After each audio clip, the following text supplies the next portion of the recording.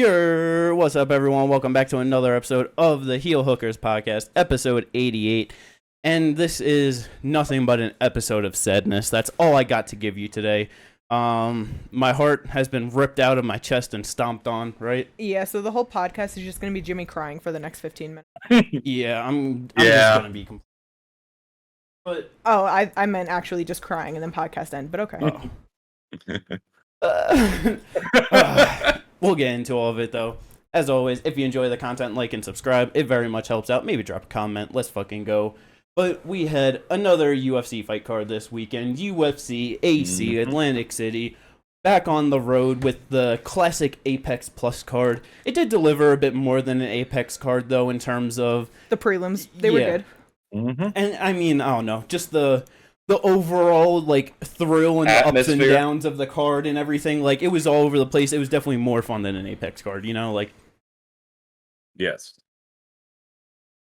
But the main event, the reason why everyone was there, Erin Blanchfield from New Jersey. First big fight for her in her career, UFC main event, fighting Manon Fiorot. And obviously going into it, there were so many questions of just the 5 rounds, a big fight, like just the striking versus the grappling. And a lot of those, basically all of the answers, or all the questions did get answered in this one. Yeah, for sure. Because it's like on Manon's side, I was worried about her cardio because she has shown to like slow down over 3 rounds, but with it being a 5-round fight, she was much more reserved and just kept up a pace that she was able to keep up over 5 rounds, so she didn't slow down, which was very good to see of her, you know? Yes. So the end of it, Manon, she gets the unanimous decision. I believe every judge scored all 5 rounds for Manon in this one. 50-45 across the board. There's a lot of things to kind of unpack from this main event, but obviously the first thing we can get into is the fight itself. I am just extremely disappointed, obviously. Biggest Erin Blanchfield fan out of all of us, for sure. And this just really kind of showed and checked where she was at in the division. She clearly is tough. She's gritty. Throughout every fucking minute, all 25 minutes, she was pushing forward on Manon, looking for her way in, looking to execute her game plan. There was never an ounce of quit or anything in her. And for the entire 25 minutes, she basically just ran into Manon, getting jabbed up, right hooks, left straights, like everything Manon wanted to land at whatever point, she was just landing it. It was such a very, going into it, we're talking like Manon, she's like got such a high volume, she barely landed, like she's all over the place, like, you know, Erin can kind of get it. Entirely flipped the script. The overall volume just brought that back so much, was just landing so much more consistently. It felt like, I don't know what the actual I actually have were, the stats up now. And the numbers like changed. Overall total strikes 181 out of 369 for Manon, 135 to 394 for Erin. Okay. But you know, obviously still threw a lot, like 25 minutes in this one compared to 15 for her others, where she's throwing like damn near 300. You know? So Not yet, for sure. Yeah. It was just a very well-rounded, very technical, just executed the game plan perfectly for Manon Fiorot in that one. And then when it came to the grappling, that was just also kind of sad to see, because I do feel like kind of the biggest part of it, because Erin she had no distance management in that one. She was not able to like stay in her stance and work in and out trying to get in range. Everything was just like, I have to just run into Manon and just try and cover that distance. So it's like, she's never going to be shooting good takedowns. She's not throwing good punches. The one good shot that she had consistently throughout that fight was a good right kick. She landed some good body shots, and then in the start of the 5th round, it was that high kick that came up, hit Manon, actually wobbled her a little bit. Almost was able, but just didn't follow up good enough, wasn't able to pin her down, just keep the shots on her. She has so much to learn and develop in her striking to be an actual competitor at the top of this division. Yeah, because with you saying how she was running into Manon trying to like cover that distance, with her doing that, Manon literally was shucking her off of her. Like easily just throwing her off of her, and Manon getting tossed fucking feet away. It was pretty crazy. It was like, and that's kind of the thing, like watching, like it was a real check on where Erin is, because like she had 2 moments in this fight, and that was the guillotine, and that was that high kick at the start of the 5th round. Because that guillotine, like, I'll admit, that looked like it was possibly going to be the end of the fight. I was like, holy shit. Yeah, I thought she might be able to wrap that up. Tried to get it with the standing one after she has a standing gilly in the UFC, so, it just... But yeah, overall, just lacking in just too many key areas to be able to keep up with Manon over the distance. For sure, because I expected round 1 and 2 to go the way that they did, but I thought by round 3 that Erin would be able to find her way, find the motion, and just figure the fight out, but she couldn't. Right. Like Jimmy said, all she had was to run forward. And that and that's where it was as we're watching it, after as the first and second rounds are playing out, I'm just watching she this is just gonna keep going like this, because that's kind of with not knowing what the cardio was going to be I just had the feeling that if Manon's able to keep it on the feet, she's controlling it at her pace. I didn't think that she'd have a problem going 5, and she clearly showed. There were some points where it seemed in the 4th and 5th she might have been slowing down a little bit. Erin was definitely having a better 4th and 5th round overall comparatively to the first 3, but it still wasn't enough to win those rounds. I thought she might have been able to I kind of scored the 4th round for her watching it live. I thought she might have done enough to get it, but all judges 5 rounds to Manon. It doesn't make a difference either way. She was clearly the victor in that one. Yeah. Yes. And with a performance like that for Manon Fiorot, number 3 coming in, obviously this secures her shot for the title. She might have to take another fight. Well, no, she doesn't have to. It's just if she wants to stay active. I was going to say if she wants to stay active, but she definitely doesn't have to. Where do you think at 34 years old, her skills are gonna how do you think it's gonna help her out and get her through the top of this division? Do you think she's gonna be able to grab a UFC title? I mean, it kind of sucks because obviously age is not on her side, although the stats don't go the same for women with the whole 35 and shit, but either way, it just obviously isn't in her favor. And I don't know if sitting out will be good, because it's the fight will happen in September. She's not going to fight again until probably early next year, February or something. That's damn near sitting out for a year. So it might play in her favor to sit out, take a break, and just come back to that fight, because it's not too long either. It's not even it is a full year. Yeah. And I don't know. She was looking real good in there. If she can keep things on the feet with, let's say, Alexa wins, I think she can outstrike Alexa. Yeah, that's entirely possible. Yeah, because that's where it's hard too. Because with her being 34, it's one of those things where it's who knows? Yeah, maybe just taking the time off that might actually be better for her. Just not overworking herself, giving her as much time necessary as she needs to get prepared for that championship camp, get down the weight and everything, because just going into this one Friday, hitting her on the scale, she was looking fucking scary in that. I was just oh man, this is... Yeah. And I mean, Saturday night came, she was fine, performed easily over the 25, and it's I don't know. I would not be surprised if she's able to just execute that game plan against anyone in that division, really. It's... Yeah, because she has good takedown defense. She was able to reverse things. I know Erin was definitely being...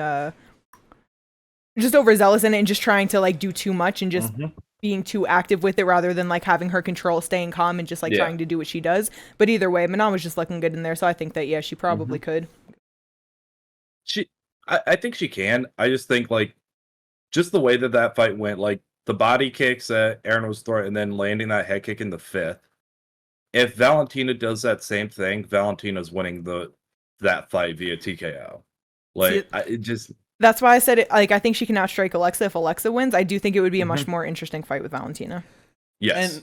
And I mean, because honestly, even with Alexa too, it's she is a much more capable boxer than Erin is. Yes. So it's I think it would be a really fun fight. Yeah. So I definitely would not put it past Alexa being able to just get in there and just land some big shots on her, because that's the thing. It's Erin was able to get in on her at the points, but because it was just such in a sporadic way, she wasn't able to be calm, cool, collected, throw some actual clean combos in there. But it's once she got in there, it's Manon is open on the inside for sure in those opportunities. Yes. So that it's definitely going to be an interesting fight, her versus whoever comes out the champ in September. I was about to say, either of those fights I feel are harder. Both of them, both definitely. Alexa and Valentina have better head movement. And Valentina's just, that vet. nothing Manon's gonna throw at Valentina. Valentina has not seen before. Yeah. So. Yeah, man, Valentina's been there the best across fucking 3 divisions, basically. She fucking fought Joanna, you know what I mean? Like, it's definitely going to be interesting. Do you guys think that she will end up taking a fight with, like, Macy Barber? Do you think that'll happen, or do you think it's more likely that she sits out? I think she might just sit out. Yeah. Yeah, because it's not like she is already the most active fighter. So with that, I don't think, and with her being 34, I don't think that she minds to sit out knowing that the title shot is next. She fought, I mean, obviously she just fought now, but, you know, she had 1 fight last year in September, 1 fight in 22 in October. Oh, 2 fights, I'm sorry, she did fight in March. But you know what I mean? Like, it's not like she's fighting, like, pretty consistently, like 3 fights a year. I don't think she cares. Yeah, and because I mean, she even said post fight that it's like really whatever, you know what I mean? Like she's fine for either way. It's gonna be on kind of what the UFC wants to do. I feel like. On the flip side, though, Erin, obviously a very rough loss for her over the 5 first main event in the UFC, loses that 6-fight winning streak in the UFC. What do you think is the most likely matchup next for her? And just where do you think like she kind of sits in this division now? I honestly think the most likely is probably Rose, because Rose is a big name. She just won her last fight. She wants to try to move up. But once she won her fight, she was already talking about these fighters. You know what I mean? And I'm sure that they wouldn't mind to move Rose up. But after that performance, I think it shows that with her being 24, she definitely has some time. Yeah, she might take another loss to Rose, you know, and. Yeah, I think she's just gonna need to build that experience, build into herself, get some more physicality, and learn to stay composed. And because that all of the problems that she faced with Manon in this one, she could. They're basically all there with Rose too. Rose isn't gonna have the same physicality as Manon for sure, but she's definitely way slicker in the grappling. So that could be the grappling exchanges could definitely be more fun. But the movement, the fucking in and out. I mean. Rose with Hibas, like she definitely did slow down the movement, over 5. But I still feel like she can do the same kind of thing on the feet. And that was over 5. Who's to say that this next fight would even be 5 rounds? It would probably be a 3-rounder. You think? Erin versus Rose? Yeah. It's not a number 1 contenders fight. It's not this huge deal. You know, obviously it's a Rose fight, but I think that they would probably just put it on the main card of something as a 3-round fight. That's very possible. That's true. I could see that happening. I guess just with how some of these fight nights are going, that could easily fit in somewhere as a main event. You know what I mean? Just another Apex card. I was about to say another Apex card. Yeah. I feel like fans that's gonna be bigger than Rose Hibas headline in the Apex, and I don't know. No, yeah, for sure. That's definitely that can easily fit on a big pay-per-view as a fucking second featured fight on there, featured bout. Yeah, 100%. I hope she doesn't get Rose. I would much rather see her fight. That's where it's just hard too, because they can't go too far down with her, and it's I know Caitlyn just lost her last one to Macy and got bumped down, but I would not mind her seeing mind seeing her fight Caitlyn, honestly, because that's just kind of a worse version of Manon. So I feel like it could that could just be a solid test for her to kind of just rebound those skills, you know what I mean, and just try and tighten up the things that she was lacking on in this fight. Yeah. This is I would love to get her fight Viviane or some shit. That's a very favorable matchup, but 2 versus 3, you're not going to number 10 after, you know what I mean? Yeah. Definitely a rough road ahead of her, but like you said, 24 years old, plenty of time to bounce back and get better. Just fucking still goddamn 7 years off from her prime. So it's but from one sad fight to another, co-main event, Vicente Luque, number 11 rank heading into it, taking on unranked Joaquin Buckley. This sucked, honestly, because first round is going, and Buckley is doing good. He's honestly, like, was not given Luque nearly as much respect as I assumed that he would. He was very much just down to go after him, throwing real big shots, trying to press Luque back whenever he could. And then I don't understand what the thought process was for Vicente Luque in that second round to go and pull guard after just, attempting takedowns and just nothing was really working. That was just a terrible. Honestly, because like even the way he pulled guard, it was weird. It kind of looked like a very desperate attempt, but I'm not even sure that he thought about pulling guard as much as he was just pulling on him, you know what I mean? Because he was down low already. He looked like he was trying to kind of get his feet and then wasn't getting them and then just pulled him on top of him. Yeah, like I don't know if fucking he thought he could just pull him into like fucking butterfly guard and try and sweep him over or something. Like I don't know. I thought he was using him to get up, honestly. And then just fell like it was just a very weird decision for him to do that. But the second he did, he just covered up and got punched for too long. Buckley just started bombing on him. So like I said, he just covers up, and it's like if you were gonna pull guard, what did you expect that they were like Buckley was gonna do? Like not ground and pound? That's why I wasn't convinced he was pulling guard on purpose. You know what I mean? Like I just really feel like, I don't know, either in the exchange, like he got hit and he just kind of used him to go whatever, but then like his legs were like, nope, not going up, and he just pulled him in.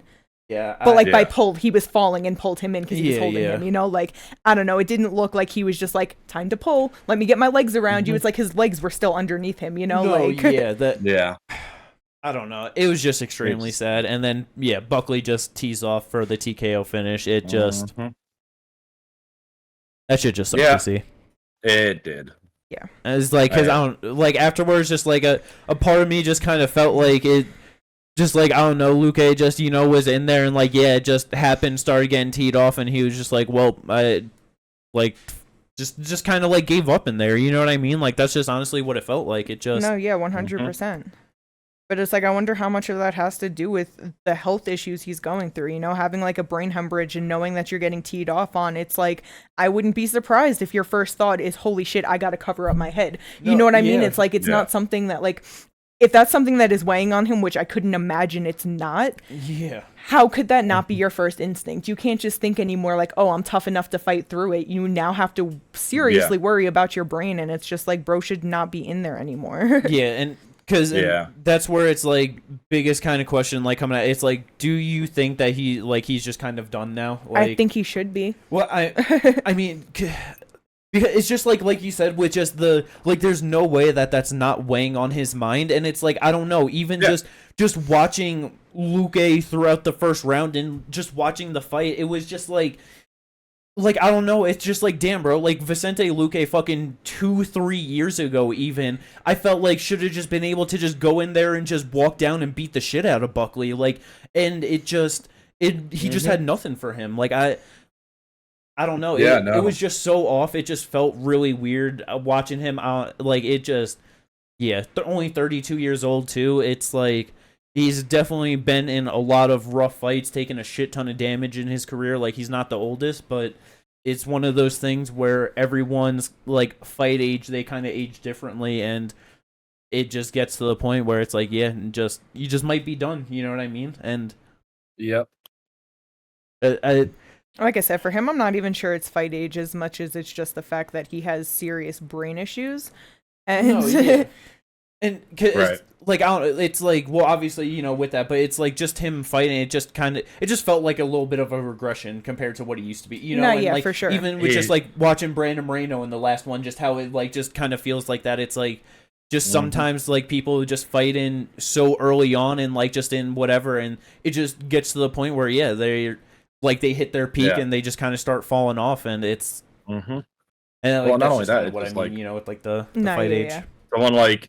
And well, that's the thing though with Luque, like he's someone who's like always relied on his toughness and his chin. Yeah. Like, and that, so like once that starts to like in your, even if it's like in his own mind because of the brain hemorrhage, like it's over. Yeah. Like he just isn't going to be able to do what he used to do. Yeah, you can't have any doubts in there as you're going and like executing shit, and it's It was just really shitty. But for Buckley, easily the biggest win of his career. He's getting himself a motherfucking ranking. And it was just funny because, like, talking about it, watching the fight, and, you brought up, like, possibly a rematch with Kevin Holland. He was just like, fuck that. There's no reason. I forget what exactly. He said he lost to MVP. Yeah, and just someone was just like, oh, you, like, like something about fucking up the money. But he just said something funny. I appreciated it, though. But, I mean, he's going to be in the higher end of the top 15. Yeah, Vicente was ranked number 11. Yeah, it's... Probably take Neil Magny's spot. Bro, I just hate, too, that it... Number 12. That Vicente's just still going to be ranked in the top 15, you know what I mean? Like... Yeah. Like, they'll finally bump Chiesa, but it's like, he should have been gone, and now Vicente should just get bumped from the top 15. When did Chiesa get back into the ranking? Why is Renat not there? Renat was there for the longest time. So Chiesa was at number 14 and Renat was 15. So when they added MVP, yeah. Yeah. Why didn't they bump just Chiesa out? We said that when it happened, yeah. It's stupid. But yeah, just I don't know. Who like do you guys think that would just be like a fun fight for Buckley? It's because obviously like we've been having so much movement at 170 pounds, so there's so many ways the division can go from here. I know Ginger's got a name in mind. Hands of Steel, Jeff Neal. That's my name. Yeah. And I love, like, stylistically, that's just a fun fight. That really would be. It's a much tougher test than Vicente Luque for sure. Yeah. And it's like with how fucking packed out this division is with so many big names, so many fighters that the fans genuinely want to see in big fights. Like beating number 11, going to fight against number 10, it's like that's a very plausible thing for someone like Buckley. No, yeah, for sure. Because at the moment with Ian Gary, Jack Deli, and Shavkat, it's like there's already people like rising, so there's just no reason to put another person in the mix of big jump ups and all of these things. Like, let it just ride out for now. Sean Brady, maybe. I was about to say, kind of thinking the biggest jump is Sean Brady is where the biggest jump would come into play. And he's already said that he don't give a fuck about like rankings or whatever. He's like I'm in the top 10. Everyone I'm fighting is top 10, top 15. Like they're all gonna be big fights. I just gotta keep winning to move up. So I'm sure he would have no problem taking that. Yeah. That. I mean, shit, he was supposed to be the one to fight Vicente Luque on this one, and had to pull out. So yeah, imagine they just booked Leon fucking Bilal already, so we can actually start getting some movement. Right. Oh my god, it's. Like, imagine we can actually have title talks. You know what's a great thing to think about, though? How Steve Erceg made his UFC debut 1 month after Bilal's last fight, and he's getting a title shot before him? Yes. You'd be like that, huh? It'd be like that sometimes, 170. It's a real fun place in the UFC right now. It really is, but there's just so much nothing and so many... It's just, if they don't get it booked soon, it's just going to start to logjam. Yeah. Because we're not there yet, but it's going to start. We just need one of these younger guys to become the champ so they're down to fight two to three times a year easy, and this fucking shit's going to be moving and grooving. Like, it's going to get good real soon for sure. Actually, I don't think Sean Brady is going to be a matchup, potentially, just because when did you... No, never mind. That was much... later than I thought it was. No, because I was thinking Brady versus Gilbert could potentially be next for Sean. Sad. I wouldn't want it, but number 8 versus number 6? That's very possible. There's definitely many ways that this division can go. That's the thing. Like, 170 has too many places it can go. It's beautiful. You know who also has so many ways that they can go, but there really should only be one way that they aren't going to take? Chris Weidman. Because this motherfucker, somehow, some fucking way, at 39 years old, was able to go toe-to-toe with Bruno Silva for so much of that fight, much more of that fight than he ever should have been able to. Yeah, that was so surprising. He had Bruno hurt a couple times. Yeah. Third round technical unanimous decision, hits him with the double eye poke into the TKO finish. Which, I know so many people are mad about it, but I don't think people understand that they did fix it, and this is exactly how it should be. Yes. If a no contest happens more than halfway, what is it, more than halfway over the fight? I think so. If it's a 3-round fight, then I'm pretty sure the 3rd round has to start. Okay, that's, yeah. Yeah. So the 3rd round started. It went a little bit. Chris did get, they went to the no contest, but because it was past that 3rd round, they then went to the judges' scorecards. Yes. And up into that point, including the 3rd round, all judges had Chris winning all 3 rounds, so he got the decision win. Mm-hmm. Yes. He was easily dominating that fight. And because obviously he was using the grappling. Clearly, that was a fucking game plan that, and like a path to victory that we all knew that he was going to be able to use. But it was just the fact of it was so much striking on the feet that he was just getting the better of Bruno. Like that. Mm-hmm. So fucking good for Chris Weidman, man. I would have absolutely loved for him to get a win like that in Atlantic City. Not quite, hometown crowd, but pretty damn close.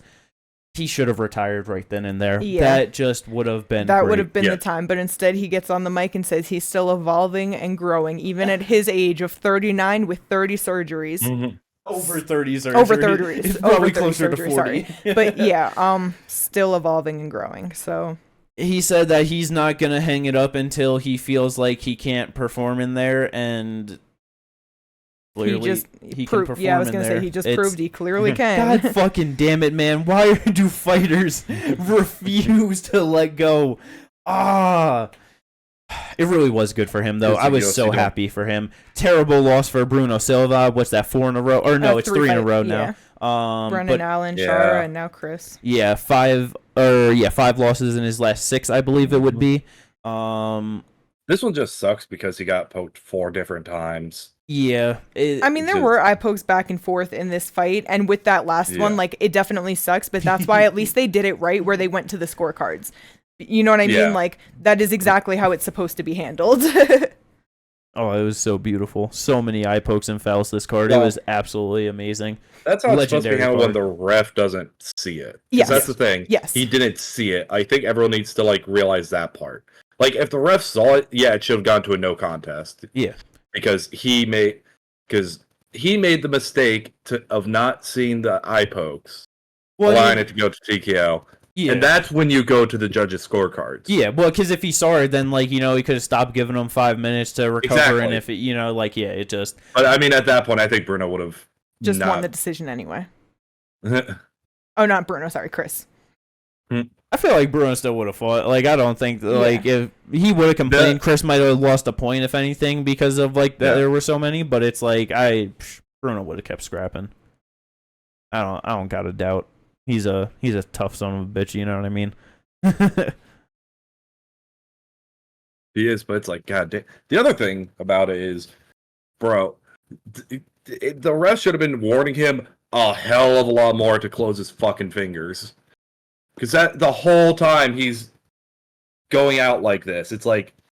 Yeah, you've seen Gaethje posting about it. Mm-hmm. He was tight. He was like, UFC needs to change these shit gloves. Yeah, it's because they could have had so much better gloves so much longer ago because of fucking Trevor Whitman, but the UFC was like, no, we have to own it. And he was like, well, no. Like, no. These are the gloves that I invented. It's like, you can fuck off. Old big business shit, you know what I mean? But right. It's one of those things, though, where it's like, where the fuck does he go from here? Because more than likely, it's going to be a top 15 opponent. Bruno Silva is a very solid fighter. You know what I mean? Chris Weidman is such a big name. And it's just like, at least we have some grapplers in here now. So it's like, maybe Paul Craig takes an L to Kaio, and we could get Chris Weidman versus Paul Craig. That could at least be fun.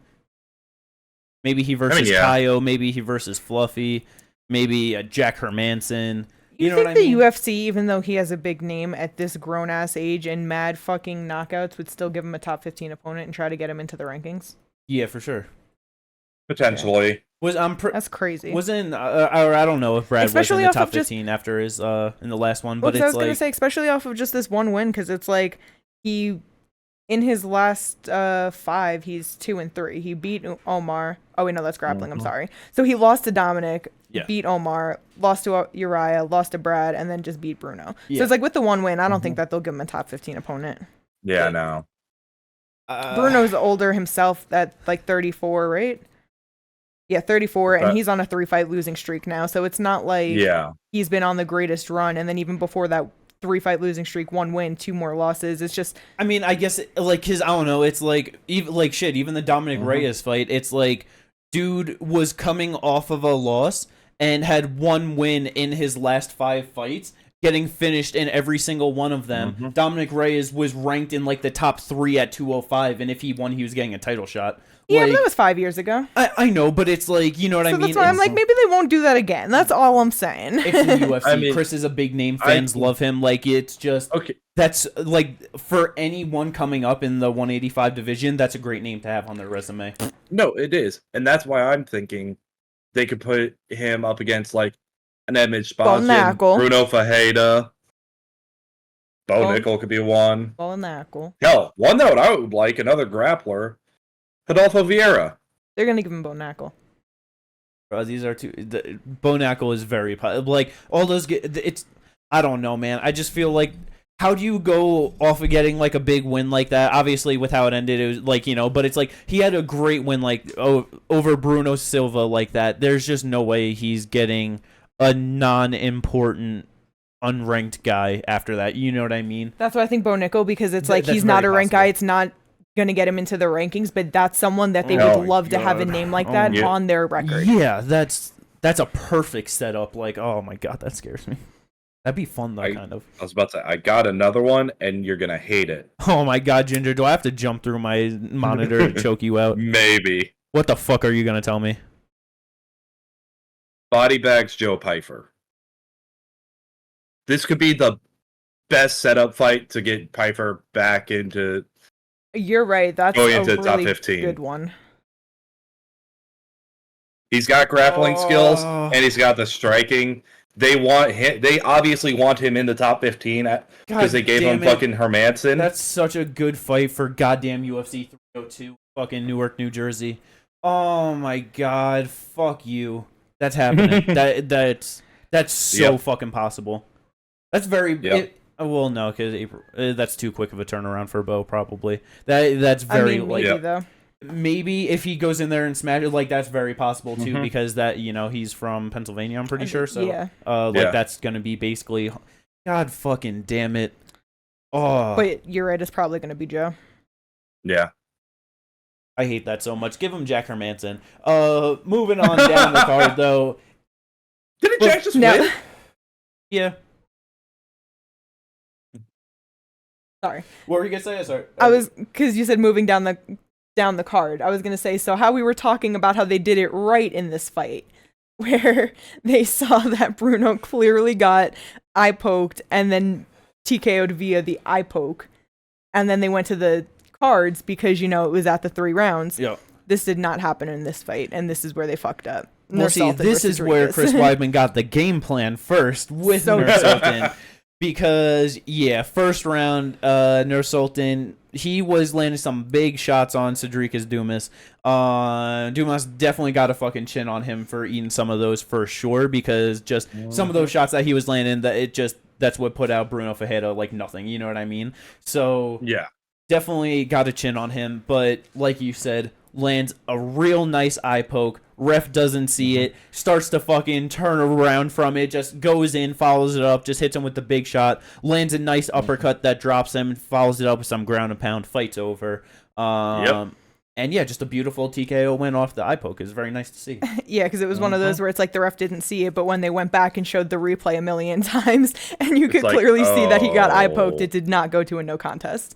That is not. Yeah, it's like, that's not good. And that's where it is just hard too, because it's like Chris Weidman was saying with Bruno, where it's like he got he got eye poked and he dropped to the floor, and it's like you can't do that off again eye poked. No, and, for sure. And in all reality, it's like you can't call your own fouls. Like that's not we have the fucking replay for it to handle things after the fact, which is also kind of why I hate the whole rule of we have replay to kind of do that shit and handle things better now and to get the right result. but we're not gonna like allow a fight to restart if both of them are able to keep fighting and there was a fuck up in the act. You know what I mean? Like, I hate when a ref's just like, oh, the the premature fight's done. stoppage and shit. Yeah, like they just are just like, okay, they can't do it anymore. But yeah, it's just one of those things where it's like, yeah, you can't walk away and just be like, oh, my eye. Like, if the ref doesn't step in, like, can't blame Sultan for keep on punching and going after him. Like, it's just Nah, yeah. Yeah, that's what I say. If he doesn't call, he doesn't call. You got to keep fighting. You got to defend yourself. It is what it is. So Sultan 2-0 in the UFC now, 2 first-round finishes. Very nice for him. Is this guy gonna be a motherfucking problem for the 185-pound division? Do you guys think? Probably. He's only 30 years old. Potentially. He is 6'5". I don't know the reach and 76. Okay. Yeah, UFC broadcast. But yeah, 6'5" at 185 is crazy. Only 30 years old and 34, 8-2. So I haven't like gone through his record. I don't know what it's like, but it's like that's pretty extensive. Yeah. Experience there. So it's like, but that's what I'm saying. Like I didn't go through, but it's like either way, even if it's padded and shit, it's like he was still in there that many fucking times. Yeah, so it's like. I don't know. It still adds to your experience. Oh, yeah, no. And, like, you get cage time and all that. It's just, like, yeah, there are some, like, a couple before the UFC, like, when he was 27, 8-2, he fought a guy who was 4-4. Yeah, and that's why I said that I didn't go through it, because I'm sure that before the UFC, he fought a guy 12-12. Like, yeah, a lot of not great guys, but it's to your point. It's like he's still getting in there that many times. Like it's just all the repetitions, all like just getting in front of like fucking fans and just doing it. Like it's all a good experience either way. Exactly. 10 fight first round fucking finish streak. He's just an absolute monster. Yeah, man, It's just hard because it's like, yeah, what the fuck is he going to look like against actual good guys in the second round? You know what I mean? Clearly, he's got big power. He can submit people. He can knock people out. It's just very how long dynamic. can it last? Yeah. Yeah. Very excited also, to see. This is a result I have never seen on Tapology. No contest, which is fair. No contest. Overturned by promoter. Yeah, What? Yeah, no info on that. That's there's awesome. No info. Very nice. I saw that, I was like, huh, because I was looking at the one right before that when he lost to a guy who was 6-0 when he was 26, 6-2. Hey, that's how that shit goes sometimes, you know.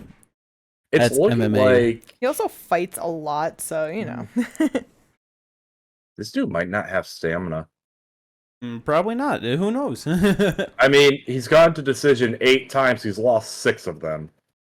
It's very possible. Let's see how that goes against some better guys, too. You know what I mean? But like I said, I really do want to point out the fact that he was fighting so many goddamn times a year in like his fucking...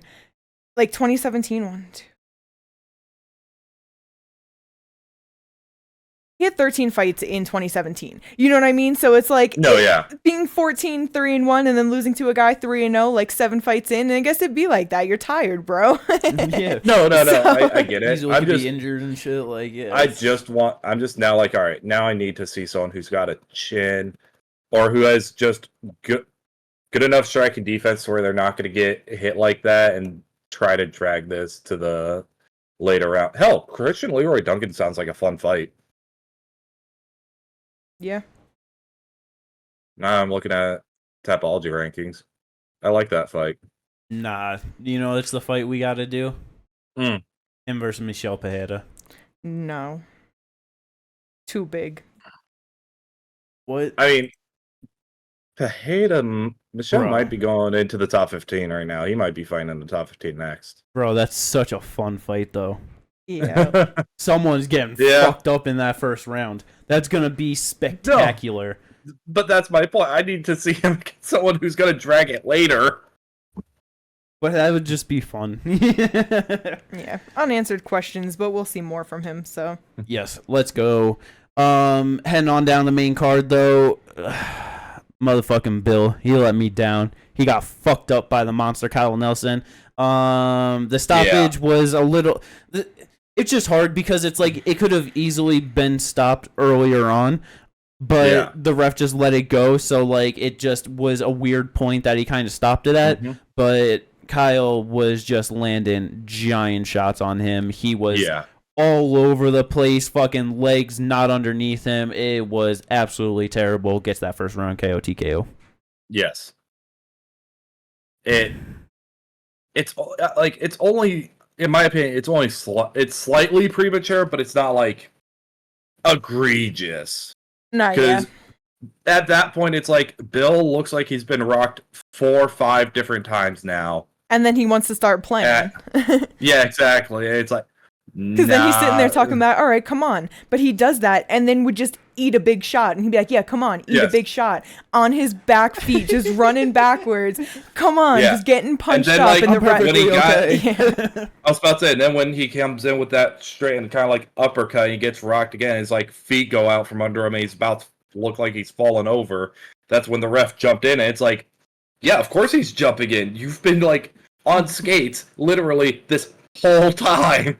Yeah, getting fucked up for like a minute and a half straight. You kind of understand it. You know what I mean? Like, yeah, so definitely a rough loss for Bill. Kyle Nelson, heading into it, was 0-5-1 as an underdog in the UFC. Gets his first win as a dog. Good for him. Very solid performance. Got absolutely booed by the crowd afterwards because he was not the hometown guy. But yeah, good first round finish, though. Opener on the main card, Chidi Njokuani versus Reese McKee. The biggest thing that I could think of or think about throughout this fight was how when Chidi was walking out, they show like, you know, little stats and stuff like that. And they displayed that this man had a Brazilian Jiu-Jitsu black belt. Boy, do I not believe that. I just don't. I refuse to. He doesn't. I have no idea who graced him with that, but it's wrong. He is definitely not a... It was not the greatest fight overall. Wasn't the worst one. Chidi gets the split decision. 2 judges had it 30-27 for Chidi. 1 judge 29-28 Reese. Don't understand how you get 2 rounds in there for Reese. You could have given him the first, but that was just... They were taking so long for those scorecards, and I was just like, yo, are they really about to fuck Chidi right now? And they tried to. They almost did. They almost did. They were taking an abnormal, like, the amount of time they were taking, I'm like, is this going to end in a fucking draw? Nah, they just don't know how to do There's no way there's no 10-8, but, like, what the fuck? Hey man, it's hard to add up so many 10s and 9s, you know what I mean? Also, like, wasn't it 29-28 Reese, 29-28 Chidi, 30-27 Chidi? Oh, okay. I think so, yeah. I thought it was 2 30-27s for Chidi. Yeah. My bad. Same shit either way. Chidi gets the decision. Yeah. He had some good leg kicks in that one. He was landing some good shots. Reese is definitely tough as shit for sure, but he just be engaging way too much in clinches and everything when he does not need to. It just... Yes. And for being just such a good kickboxer, it wasn't, I don't know, you just expect a little bit more diversity on the feet coming after him. It just, not the greatest, but hey, ends that 3-fight losing streak, you know what I mean? So, good for him. 170-pound debut for him in the UFC as well, so very solid. The prelims were a lot more fun, a lot more all over the place. Ginger, what's the biggest thing on the prelims that you want to get into first? Bro, how's Herbert Burns in the UFC? Because he's Gilbert Burns' brother. Yeah, that's little bro. 36. Oh my god. Oh my god. Yeah, Herbert Burns gets TKO'd in the second round by Julio Arce. And Herbert, he's dog shit. I'm sorry. Like, he wings all his shots. Yep. He shoots in way too far away. Yep. He doesn't have actual good takedowns. He's not a world-class jiu-jitsu guy like his brother, at least. Like, yeah, he is not great at all. That was a very easy win for slightly fat boy Julio Arce, coming in a pound overweight, losing a little bit of his purse on that one. But yeah, As soon as I saw this one, I was like, man, there's just no way that Burns is getting it done. Like, it just... Yeah, 2-3 in the UFC. Yep. Improves his record to 11-5 for Herbert, 19-6 for Julio. Very nice. Kate, what'd you like on the prelims? Ibo Islam versus Anton Turkalj. Yeah. I was scared when Ibo didn't get the finish on Anton in the first round because that's literally how he always fucking wins. Yep. And his one loss was to Anton, and he said it's because he got exhausted by round 2 and got choked out. Definitely wasn't his slow down like at points in the second round for sure. Yeah, no, he definitely did start to slow down, but he kept it together. Yep. But it was just overall a sloppy swing and bang fight, and I loved it. Yes. See, this is what Kate wants to see from 205ers in heavyweights. Yes. Because especially if you're going to make it into the third round, like at least make it fun, and they were just there to brawl. It was great. Third round, Ibo drops him and finishes him. It was just, that was it. Beautiful. Yeah. Yeah. Poor Anton. He was saying that this was going to be his start to the road to the championship in the UFC. He improves his UFC record to 0-4 after this one. Yep. We'll admit, even though, I think it was another finish, you could be like, maybe a little premature. Yeah, I was fine with it. I was fine with it, but I can see an argument. Yeah. They both made an extra $50K on that one, though, for Fight of the Night, so that was very nice. That's going to be a nice severance package for Anton. Yeah.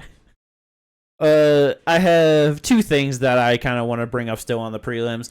First thing that I'll bring up is Luque Godinez. She ended up losing the unanimous decision over Virna. I knew that it was going to be a tough fight for her. She definitely had very solid grappling defense and did very nice in that one. It's just very good to see. But like I said, heading into it, I would have just liked to see a bit of an improvement on her game heading into this one. And there really just wasn't any. Just kind of same old Luque. It just 1, 2s, and 3s, just solid defense, but it just wasn't enough to get it done over a top 5 in Virna. She's still got plenty of time to work and be a good fun fighter. How old is she again? I don't think she's old at all. Oh, she's 30. I thought she was a little bit younger. Either way, though, she's just gonna constantly have some fun fights, but top 5, higher end of the division might just be a little bit too hard for her, But the last thing that I want to bring up on the prelims. You good, Jinder? Yeah, I'm fine. This shit was incredible. I have never seen anyone shoot in on a takedown. Their head hits the hips of their opponent, and then they just got all wobbly, fall to the floor. And I will admit, that fucking body kick from fucking Jacob Melkoon was nasty to follow up from that. But just absolutely the weirdest loss for Andrei Petrovsky. That shit was wacky. Yeah, I'm not even convinced it was his hip. I want to know what happened for real. Dude shot in on a takedown, went for the leg, and then ran left, covering up and falling. I mean, he wasn't even, covering up as he fell. He was just, out. He was definitely, he was trying to land on his hands. Yeah, he was hurt. Yeah, I assumed it was his body that hurt. I don't know. He looks so crazy. Because, I watched the fucking, the Weasel did, a little video on it, and, he, so there were, 2 little grazing shots, kind of off his head in, that transition, as he was, coming in and, falling. But, it was, if he, I don't know, man. When he went in, and it wasn't, a rocked, I hit my head hurt, it's, pinched a nerve or something in his neck, just went and just didn't know what happened, went down. I don't know. It was because he got shoved off. Yeah, it was so and then he got kicked in the body. Yeah, that shit was nasty. On the ground. Real good follow-up. We need to see more of that in the UFC. Yeah. Second time we've seen that. A month. Yeah. Definitely starting to happen more often, for sure. Yeah, 2 times. But, hell yeah, let's fucking go. There were some other good stuff, fun fights on the prelims, but nothing the most notable that I don't think you guys really care to talk about heading out of this. Oh, okay, let's go. I didn't know you were asking, sorry. No, See, I thought you were stating, not asking. it's all good. But that's the UFC card. Atlantic City, let's fucking go. Not the greatest one overall, but hopefully they do New Jersey a bit better in Newark for 302. We'll probably get Islam on that. Islam versus Dustin, that'd be a great main event. But the last little things to talk about are Tapology, which it was an absolute dog shit night in Tapology. 5 for 13 picks for Jim Bob, I believe. And me. We tied. Yep. Had to do absolutely horrible for Ginger to get this win tonight or last night. Breaks my streak. Very sad. Finally sneaks in a win at the end of the first quarter. Good for you, Ginger. Very nice. Let's go. Yeah, Ginger. You didn't let him beat my streak. Boo. This is terrible. But hey, It's amazing. still a very good first quarter. You know what I mean? Jim Bob did very nice. I don't know what you're talking about. You guys got one win apiece. I got all the other wins. Let's go. It's like a Irwin didn't even break your streak because you tied. Yeah. But hey, that's still a win so far. Second quarter, I'll be back. It was just a temporary halt. You know what I mean? Gonna pick back up, break cake streak. We're gonna moving and grooving. You know what I mean? Nope. Are you sure? Nah. Yeah. Oh. Anyway, moving on. You don't want to talk about any of the bad picks or anything? Or Nope. anything like that? There's so many bad ones. I was about to say, you talking shit All about of my them. 2 bad picks of Fucking Nate Kyle Nelson. Landwehr and Kyle Nelson. You got lucky, motherfucker. Both times. Yeah. Good picks. Okay, with the good pick on Dennis Bazookia. Yes. But then I had to flip on Cheaty getting it over Reese for us to tie it up. Yeah. And then we just needed the methods of how people won, and then everyone lost, so it didn't matter. For real. Literally, Bruno lost, Luque lost, and Aaron lost. Yeah. Terrible Amazing. night in Tapology. Well, I just think had it a was- feeling heading into this week. I was like, thinking about like putting in bets or anything. I was like, this ain't the week to do any bets, and I'm very happy that I didn't because I would have lost everything. Yeah. Yeah. But the draft, it went even just as bad because Yeah. Ginger had 2 fighters on this week. I had 1. We lost them all. Not a single fighter on our draft won this week. Aaron, main event, pooped the bed every round. Very sad. Was that fucking 4-3 now in the draft? I'm pretty sure. Damn, I was hoping that would make you guys 3 and both 3. negative. 3 and 3? You're 3 and 3. Oh yeah, you're Jimmy. 50-50. I could have sworn that my shit said 4 yesterday. No. Where is your 4th win? You have Mozart, Ian, and Steve Ersig.